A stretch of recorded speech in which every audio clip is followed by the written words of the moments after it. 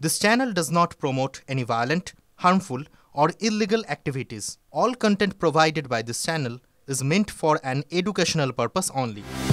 মাস কয়েক আগে মালদ্বীপে হানিমুন সারতে গিয়েছিলেন কাঞ্চন মল্লিক ও শ্রীময়ী চট্টরাজ। ছবি দেখে এমনটাই ভেবেছিলেন নেটিজেনরা। তবে সত্যিটা আসলে তা নয়।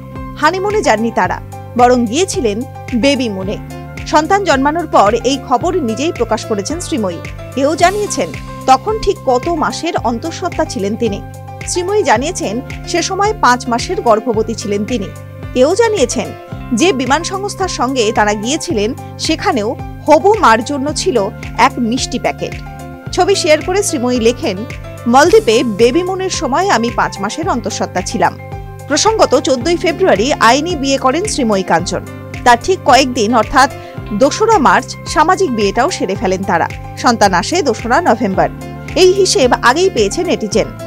সামাজিক বিয়ের আগেই তার গর্ভবতী হওয়া নিয়ে চলেছে জোর আলোচনাও। তবে সেসব এখন অতীত। আপাতত সদ্যজাতকে নিয়ে দিন কাটছে অভিনেত্রীর। মেয়ের বাবা হয়ে খুশির জোয়ারে ভাসছেন কাঞ্চন মল্লিকও। সাধারণের কাছে তার কাতর অনুরোধ তার 2 সন্তান, প্রথম পক্ষের সন্তান ওশকে যেন কটাক্ষের ভাগিদার করা না হয়। টিভি9 বাংলা ডিজিটাল।